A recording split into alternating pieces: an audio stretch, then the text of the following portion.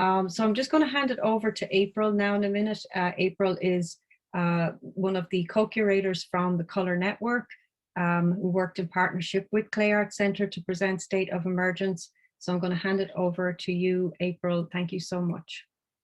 Thank you. And I just want to say thank you for everybody who's out and for all of our wonderful participating artists. So what we are going to do right now is have you guys each share a little bit of your practice and your work with us. And I'm going to start with Katalina. Hey, thanks for having me. I'm going to share my screen with y'all.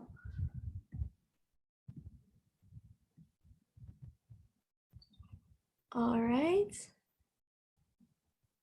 Thanks for the intro and thanks for having me. I'm Katalina Chang. I'm born and raised in Tampa, Florida. I'm 24. I primarily work in ceramics right now, but I also am an illustrator, a printmaker, photographer. And as you can see, I took this photo of myself, which shows my just a great portrait of me and my works from the show. And when I'm not making art, I'm skateboarding or hanging out with my dog or my hamster. But I'm mostly, my full-time work right now is just making and selling my art. I used to teach at the local art studios, like for my local government here in Tampa, but since the pandemic, I have not been. And I started working in ceramics in high school. I was taking like an AP 3D class and my concentration for that was anatomy, and I was able to teach myself the wheel there. So I just loved it, fell in love with it. And after high school, I got my own wheel and got a kiln eventually, and I was making mostly functional pieces, but just finding my style in the ceramic medium. Yeah, and after, and like in my college years, I started doing hand building and making more sculptural works. I went to college for business actually, but I was still able to make my art. So I just loved bringing like my 3D, my characters to life in 3D. So here's one of my pieces that's like a diorama. This one also spins, but can't see in the picture. It has a wooden backdrop. I like making things that like aren't always what they seem. They look one way when you first see them, and then when you look closer, there's more to the eye, you know. And here's some more of my characters in 3D. And I just love the challenge of doing hand building and making sculptures. That was just something new for me, and making it on a larger scale because they've always just been in my head or 2D. So just bringing them to life was so fun. And in my college years, yeah, I kept doing more sculptural work and more identity type pieces. And I'm Colombian and Chinese, and that's just something that's really important to me. And I was able to bring that, like the cultural fusion into my work. So as you can see here, I have the lucky kitty and a skateboard. So yeah, and more recently I've been working in like a blue and white porcelain style. I just grew up around blue and white porcelain. My grandma collected those, so those just like always stuck with me. I just love that look. And I'm highly like romantic person, and I just find that works that are very like sentimental to have like a great effect on people. And I just like producing works that make people laugh or happy and inciting the type of joy that I get when I'm creating. So here's some of my more recent vessels. These are a little larger and I made on the wheel. These are all for people that wanted pieces for their loved ones, and I just love being involved in a project that allows someone else to show their love, and I'm able to show my love too through my art. Here's some more of those. These are like commission pieces, and someone asked me to do like a piece of with their dog or hamsters on it, and I said, say less, those are my favorite things ever. So I was so happy to take on that project. Also, really important to me is my queer identity. I'm non-binary, and being able to show that through my work. Sometimes people make assumptions about me and my work, but I just wanted to make it as obvious as possible that this is queer work, this is gay work. It can't be any more obvious, you know. And here's some of my pieces that are in the show, which have dogs and frogs and skateboarding, which are all my favorite things. So I'm so glad I was able to share those with everybody and to be in this show. So thanks for coming to my TED Talk, and you can follow me on Instagram or check out my work on my website. So thanks for having me. Thank you. Anthony, would you like to share next? Yeah, I can go next. All right. Can everybody see me? I need to share my screen. All right. First, I just wanted to thank everybody for coming out. Everyone that's at home right now, I wanted to thank the Color Network, Natalia and April for moderating, and Regina and the Clay Arts Center as well for making this possible. Okay, let's share this here. All right, I'm Anthony Romero. I'm a Honduran American ceramic artist, and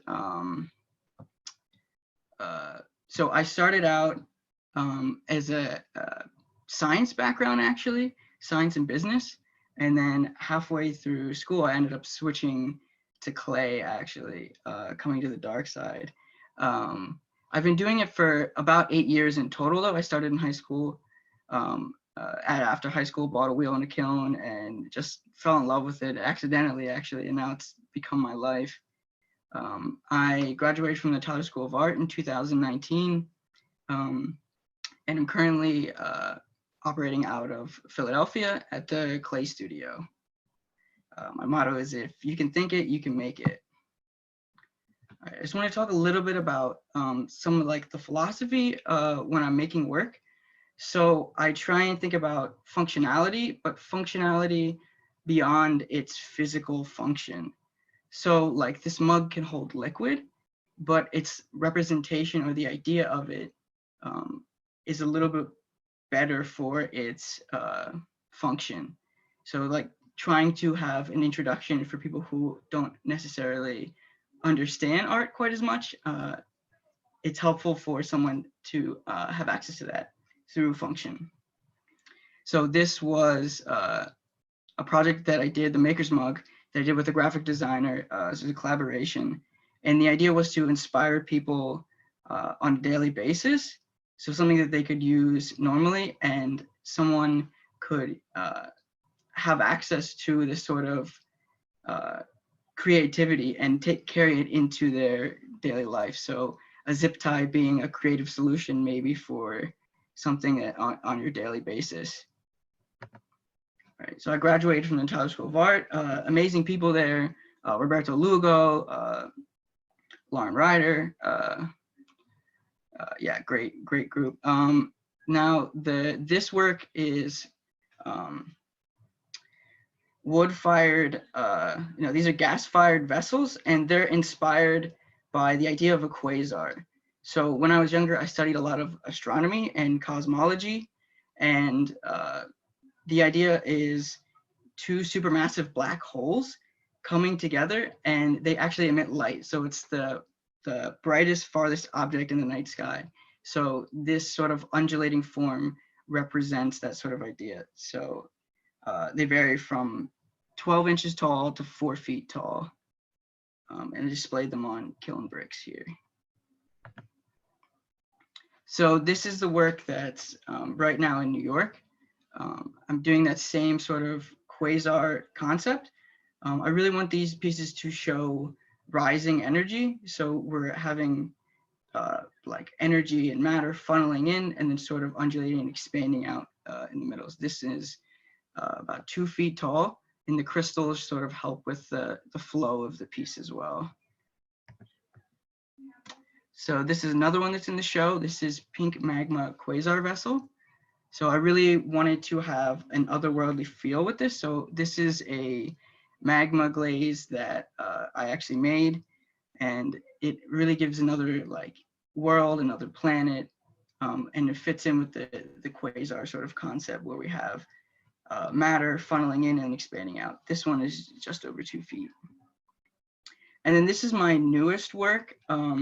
I'm working on this new series, so I want to take it not just from like a stagnant rising energy, but I want to make it to sort of orbit. I want it to roll. I want it to sort of do more than just be there.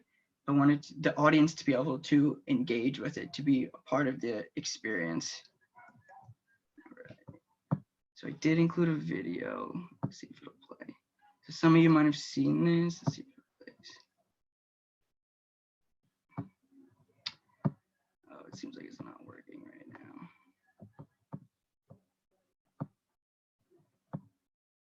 now. Okay, this doesn't look like it's working. But the concept here really is to take a sort of risk as far as the audience goes and the gallery goes. So we're sort of getting out of our comfort zone and trying something new. And hopefully that's an experience with the work that is teaching you something about the work itself, but also about the viewer's self as well. Sort of taking risks as well. Let's try it again. No, it's really not gonna work. Okay, well, thanks everybody for coming out and watching. You can find me on Instagram at Anthony W. Romero. Or at objecteffect.com, which is my website, and that is my puppy Carlito. It's 4 years old. But all right, thank you. Thank you, Anthony. And just to let everyone know as well, I believe your video is posted on the exhibition page at the clayartcenter.org. So if you're interested, you can take a little quick peek too later, not during someone else's talk, but it's there for you guys. Next up, Brianna. Hi, that's me. Thank you for having me. Just going to share my screen. Broadcast. Do slides. All right. So I'm Brianna. I graduated from SUNY New Paltz in 2016, and this is my thesis show, The Root of Exchange. I wanted to explore the communicative role of the vessel within my Jamaican American and African American heritage and cultural upbringing. Let's see if we can actually share. There we go. So I started by making these thrown and hand-built parts and forming them to have, sorry, I'm nervous, forming them in figurative gestural shapes. I added terra sigillata to also enhance that visual texture and to further have that gestural shape and form. Very nervous, sorry y'all. After I graduated from SUNY New Paltz, I did a residency in Watershed in Newcastle, Maine, Watershed Center for the Ceramic Arts. I knew that my work was coming to a natural conclusion when I realized that I can have vessels that represent my community as well as be for the community. And that means using tableware, exploring my relationship with food, and steering away from making vessels for flowers. Here's another pic from that residency. I also used terra sigillata and I explored underglaze, but I knew that I also wanted to go into using a bunch of color, using a lighter clay, and relearning how to do sgraffito and inlay. So these plates are currently in the show, as well as this vase. Because I do use porcelain and a porcelaneous stone right now, I get to use all the colors and all the shapes and all the pretty flowers that I like to explore. I take inspiration from Alice Walker and Zora Neale Hurston and poetry and thinking about the garden that I want for my mother and the things that I want to present for my mother and my family. So I started making stacking cups and thinking about hugging handles, and I get to explore materials while I'm here in this residency. And in thinking about my relationship with food and drink, I can think about these sangria vessels, how I'm making these mugs, and I'm thinking about my relationship to clay I started researching the 13th century Song dynasty in China. So I'm taking a lot of inspiration from there and using my floral and figurative gestural elements in these newer bodies of work. This is a wine warmer I'm really excited about. I haven't fired it yet. This is currently bisqueware, but I'm getting to it.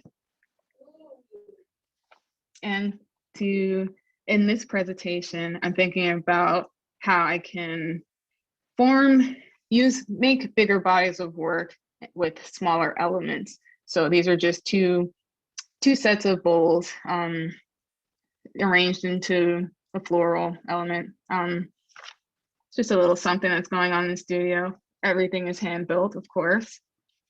And that's all. Thank you for having me. Thank you. Good, don't worry. Am I still sharing? You did great. Jessica. Thanks. Hi, I'm Jessica Villegas. Thank you so much for having me. I'd like to thank the Clay Network and the Clay Arts Center and everybody that was involved that reached out and allowed me to be a part of this effort, to really highlight upcoming artists, and not only that, but artists of color. And yeah, it's been a great experience, and I'm incredibly humbled to be part of this. So let me go ahead and share my screen. Let's see. Okay, can you see my screen? Yeah, okay, cool. Okay, so as I said, my name is Jessica Denise Villegas. And so I guess I just start off by sharing a few of my early works. So same as a few of you, I didn't start off as an art major. I started off as a marine biology major, which is super weird. As a kid, I always wanted to work with marine life, and I've always loved the ocean. And I guess I kind of fell out of it because I couldn't see myself doing it my entire life, and it didn't bring me as much pleasure in life as I thought it would. And so I thought, just out of fun, I thought, oh, well, I'll go ahead and I'll take an art class and see what comes out of it. I think I've always been a pretty creative person. I as a kid, I always made up my own people in illustrations. And so I was like, we'll see what happens. And so I took some drawing classes and saw that I just was not, I was not equipped, did not have the skill set to be an illustrator. And I was like, well, that's fine, that's okay. Not everyone's talented and not everyone has that ability. So then I took a ceramic class, and after that, it was just this is what I wanted to do. And it only took that one beginner class to really motivate me to completely change my way of thinking, and my passion just grew for it immediately. And not just that, but after I also took my first Mexican American Studies class at the University of Texas Rio Grande Valley, which is where I graduated from. After I took that class, that's when ceramics and my theme of work really came together. And after I started taking those first classes was when I began to create work that was representative of where I came from, representative of the place that I lived. So I was born in Indianapolis, Indiana, but my father was in the Army. So after a few years, we relocated down here. And this is actually where all of my family originates from, right? We originate either from Latin America, or I think some of my father's family is originally from here in Texas, in Houston. And so living in Indiana, I didn't know any other colored people. I don't remember any Hispanics. I remember most of the people that we would go to church with or that I went to school with were, just Anglo-Americans, right? And so I didn't have much experience playing with children of color, playing with children who spoke Spanish.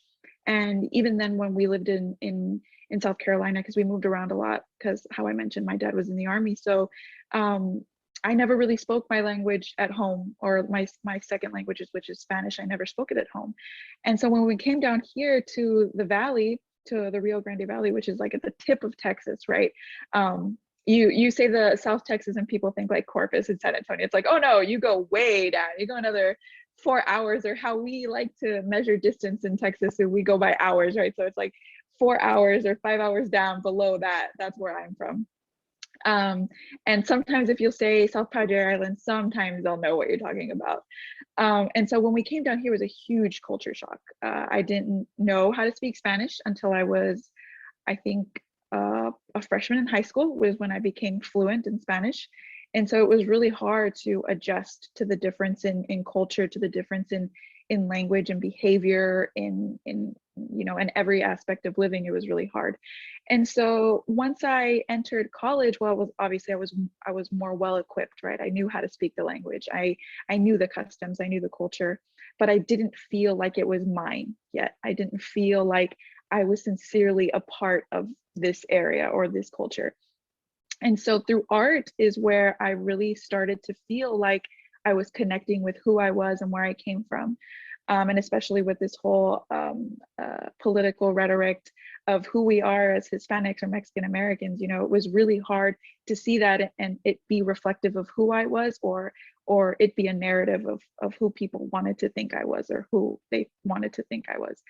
And so little by little, I started introducing myself more into the history of the area and of my culture as a Mexican American.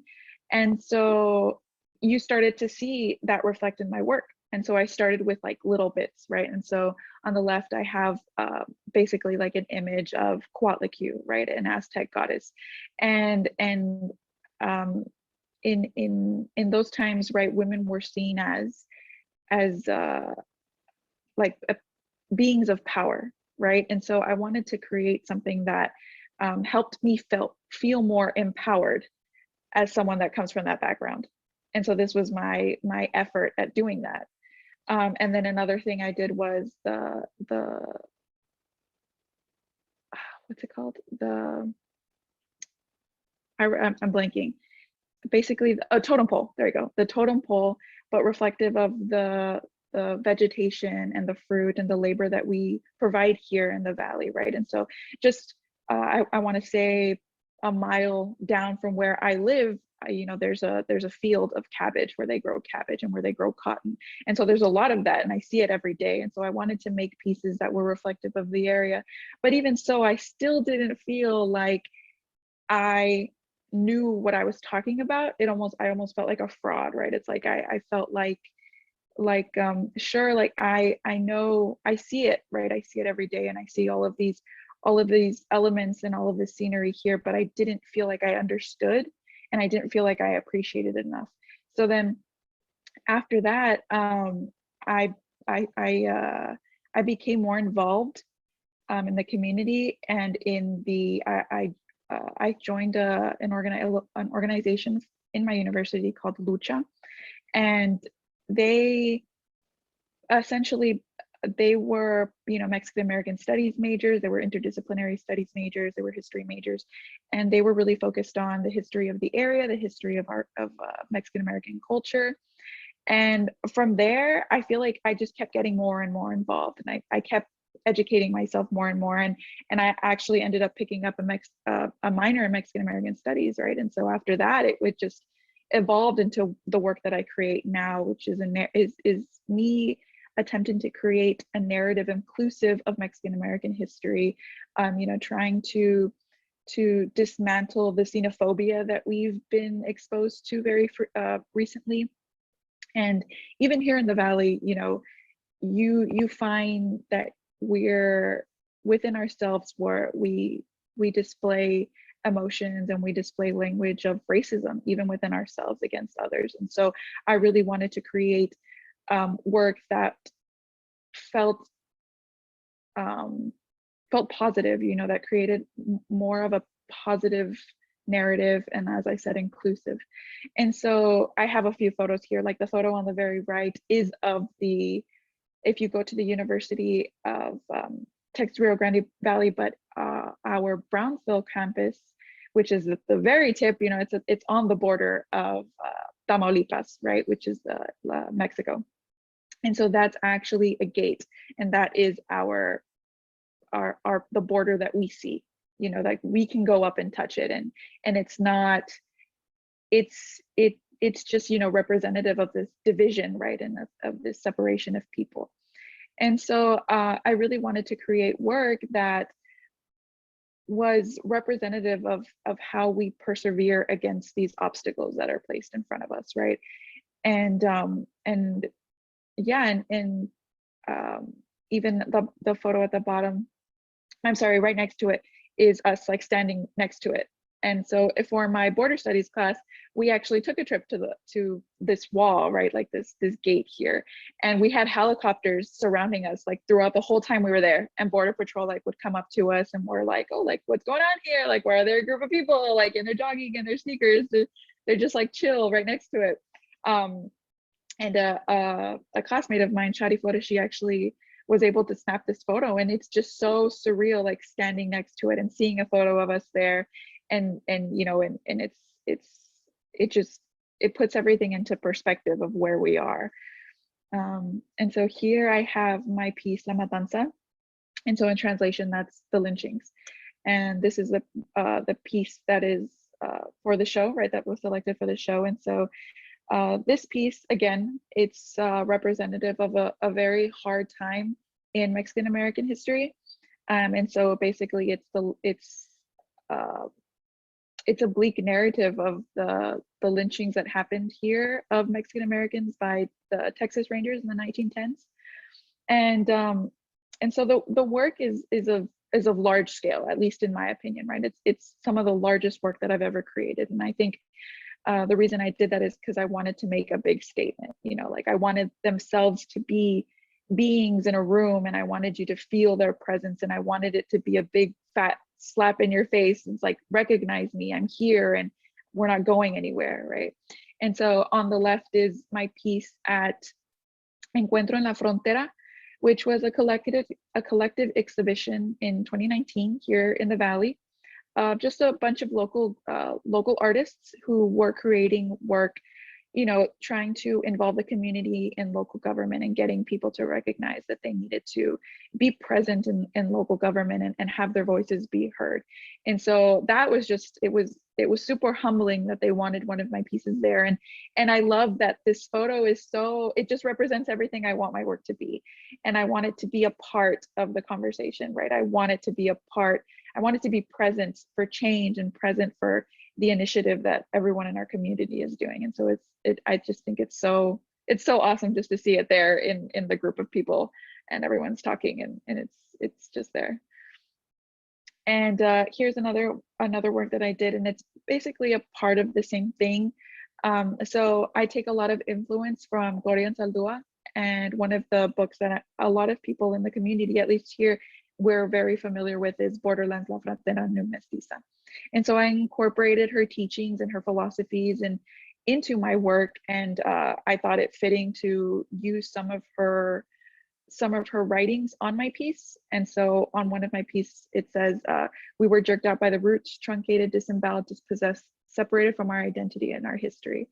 And so basically this work is about how, as Mexican Americans, as Latinos, Chicanx, however you'd like to refer to us, as a lot of people, they refer to themselves differently, but in all, we're all the same. So it's basically talking about how we were dispossessed of our identity, especially going back to the Mexican American War, when we were moved from our place here in Texas, in South Texas, right? And we were just dispossessed of our lands, and how a lot of that feeling is still felt by generations now.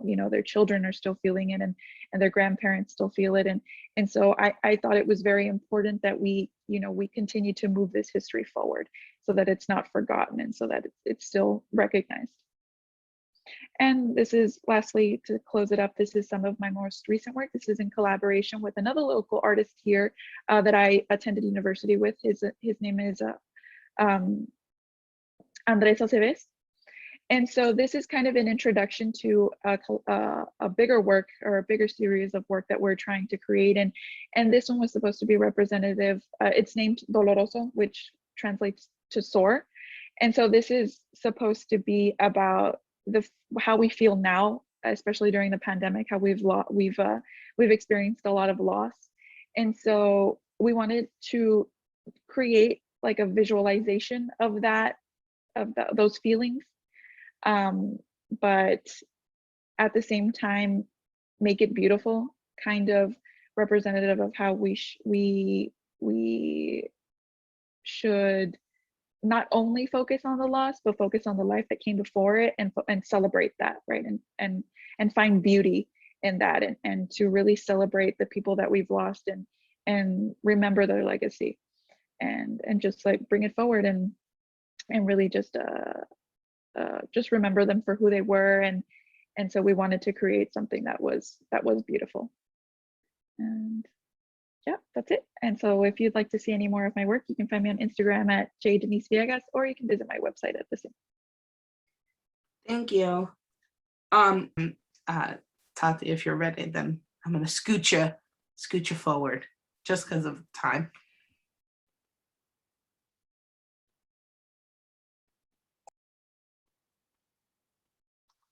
Hi, everyone. My name is Tati Hernandez. I am, where do I start? I'm Zapotec American. I've been to SA, so I grew up, born and raised in LA, have been living in Philly for a few years, and then currently have been living for almost a year here in Oaxaca, which is where my family's from. Because of the panini, I was like, I'm in grad school, I'm gonna go live with my family and learn everything that I can from them. I've never spent like an extended period of time like this here before ever in my life. So it's definitely been like an emotional year, as it has been for everyone, but reconnecting has been both complicated and very beautiful at the same time. So let me go ahead and share my screen with y'all. You guys might hear my chicken in the background at some point. So this is one of the pieces. I'll just start with the pieces that are in the show right now. So this is one of the pieces called Eating Colonizers on a Plate of Nopales. And I just really like bringing in this element of refusal into my work. And that can come out as like funny or as like serious, but I really enjoy this idea of like reclaiming these labels that have been placed on specifically Indigenous people as like cannibals or like savages. And I'm like, cool, you want to call me that? Then I will go ahead and be that. And so, yeah, so this is one of I really like this work. This is actually in a private collection currently, but it's very near and dear to my heart. And this is one that I made during the pandemic that it probably took me, I started it in January and the studio shut down. And then I started again in like May, and then I probably finished in August. So it took a really, really long time because it was slab built. It's actually 3D, but the picture doesn't allow really for you to see that. But yeah, it's 3D. And I posted this on my Instagram, but I was feeling really like I didn't want to do anything with clay. Like I didn't want to be productive. I didn't want to be forced to create because of capitalism. And I didn't want this pressure to make things take away like my joy and my humanity. And so this was something that I created. It took me a really long time. It was very meditative. I was just painting mixing all these little underglazes and painting all of them. And it's very different from anything I've ever made before. But it was a really enjoyable experience. I would remember I would go to the studio and I would see everyone moving on to their next project, and I just pull out like my little paints and I'd just still be going. But it was hilarious, but it was also really, really enjoyable and like really healing for me. And I'll also go ahead and share this quote that I wanted to share that really resonates with the type of work that I do. So it's a quote by Tina Camp, who's a Black scholar and theorist. And she talks about refusal. And she says, the practice of refusal is refusal to recognize the social order that renders you fundamentally illegible and unintelligible. It is the refusal to embrace the terms of diminished subjecthood with which one is presented, and to use negation as a generative and creative source of disorderly power to embrace the possibility of living otherwise. And then this is like my favorite part. It says, the practice of refusal is a striving to create possibility in the face of negation. So as an Indigenous person, as marginalized people, everyone in the color network, like we're often every day in different aspects of our life told no in one way or another. No, or you have to do certain things a certain way. And so for me, I really embraced refusal and have only really been able to articulate it recently, but have been really embracing this framework of living throughout several years of my life. When I first started doing art, in my college, we had like all these requirements to take classes on like the Western tradition and like Eurocentric art. And it was like, I didn't want to, I absolutely refused to. In those classes that I felt forced to take, I really like spaced out most of the time. And when I had the chance to study abroad, I didn't want to go to Europe or Venice or Paris or anywhere to be trained under like this colonial understanding and framework of artwork. I wanted to go somewhere that was outside of the empire capital. So I ended up actually studying abroad in Cuba, where I studied for 4 months. And it was by accident that I ended up taking up ceramics. And the rest is history. Like I just really fell in love with being able to touch the clay and reconnect.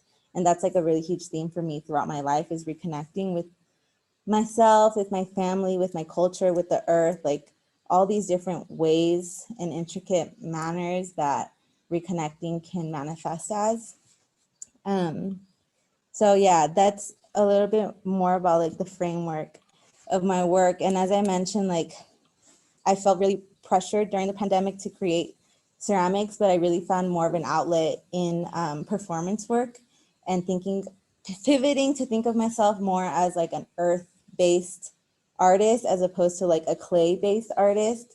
So I started incorporating performance and mud and dirt and soil more into my work.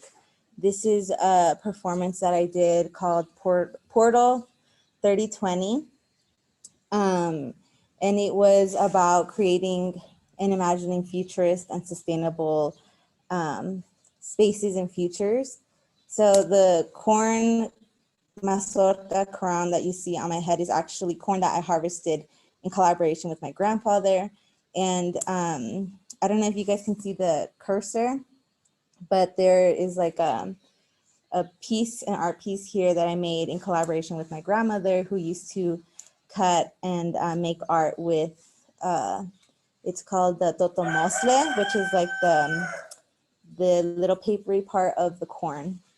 And so I have just really been diving in more into thinking about collaborating with my family and ways to make my art more inclusive of my community and more of an experience as opposed to an object or a presentation. And these are more stills from my performances that I did in this past year. This was at my grandpa's maguey field, and I come from Santiago, Matatlan, Oaxaca, which is the world capital of mezcal.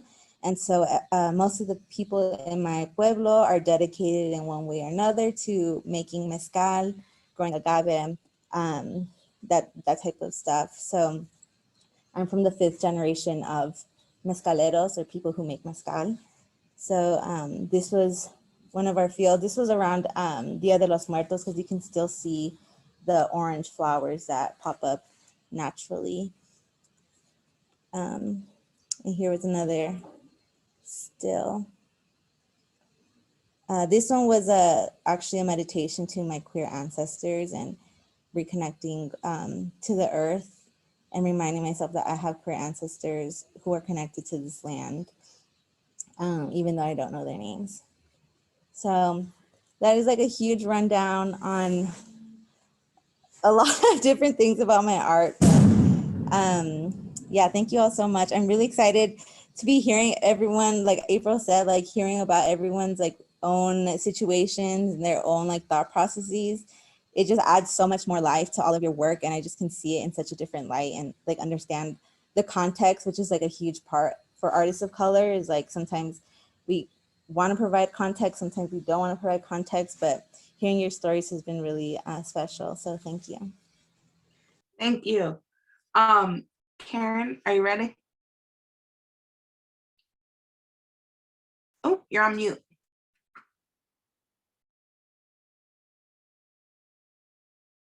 Oh, Karen, you just need to unmute yourself.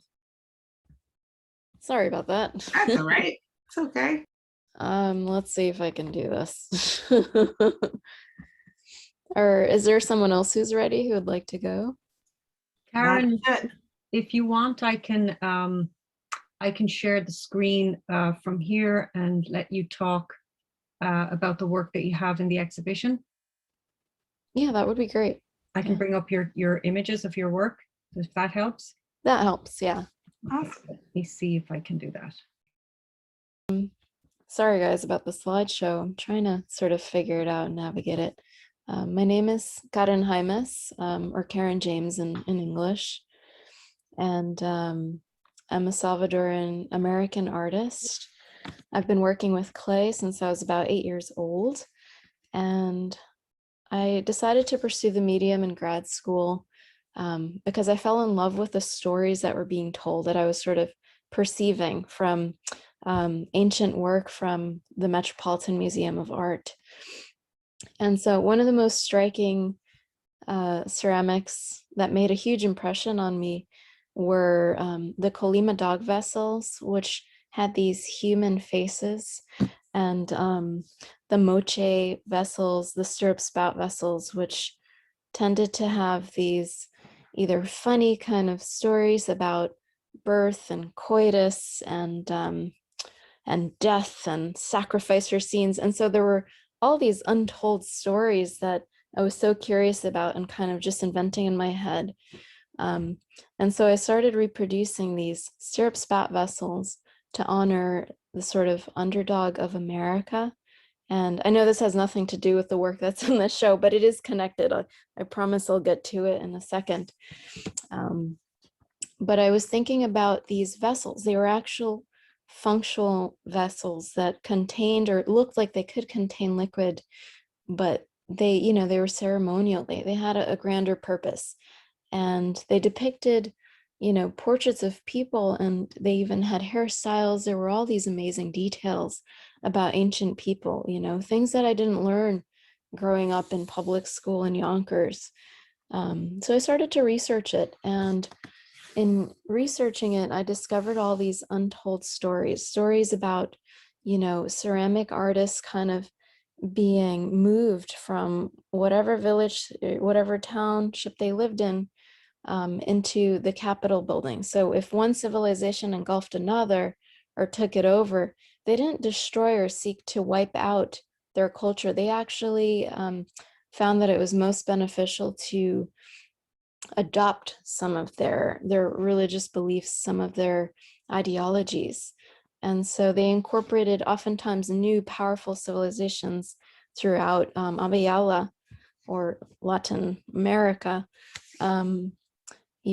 have this rich sort of history that they build upon. And so I was thinking about that, and I was thinking about, why my mother migrated to this country. She came from El Salvador in the 1980s, and I went to El Salvador as a teen, and I thought, how could you leave a country so beautiful? It's lush, it's verdant. There, you have these amazing, incredible agricultural foods that don't exist here, that are just out of this world. People are happy, they greet each other. It's not a cold kind of civilization, As a New Yorker, I realized that we are, we're sort of inculcated to be this very individualistic creature, but you know, I've always been sort of this communal creature. And I sought out this sort of other side of me, this indigeneity that wasn't taught to me in schools. And in doing that, and in traveling on the road, I would always talk to people, no matter where I went, and I wanted to hear their stories. And so this sculpture that we're looking at, called Land Theft, is kind of an homage to the people of California, to the indigenous workers in Bakersfield, which is a huge kind of agricultural complex in the San Joaquin Valley in California. And the people who grow our food are migrating in mass, you know, they are fleeing from terrorism in their country caused by this huge sort of influx of weapons being sold across the border, illicitly and illegally, you know, and there have been a lot of sort of proxy wars between the United States and almost all of Latin America, or Abya. You know, it's important to sort of reclaim ancient terminology. So Abya is what the Guna of Panama called this continent. We can also call it Turtle Island, as the natives of, you know, North America call it. And so there has been a lot of intervention throughout Latin America to displace people, to take their land, which, you know, is very fertile and provides a lot of sort of cash crops for the United States.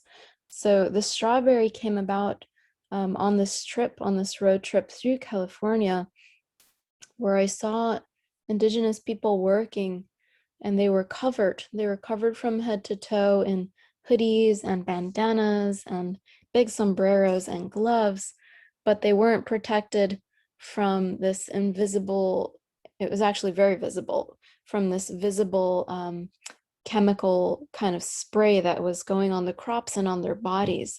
So they're migrating here for, you know, kind of better opportunities, but these opportunities aren't better because they're endangering themselves. They're being sterilized by the hundreds of chemicals that are being used to grow food for Americans, for consumption here and for exportation.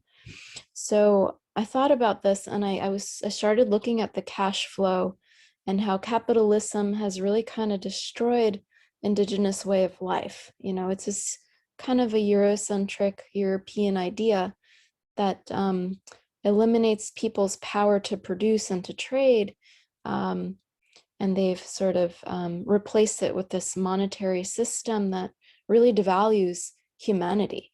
And so intervention in Latin America is just one of the many works that have to do with, you know, economy, agriculture, migration to North America, you know. And so in grad school at SUNY New Paltz, I kind of delved into our dark history and sort of using certain imagery to kind of expose or bring light to some of these major issues. Yeah.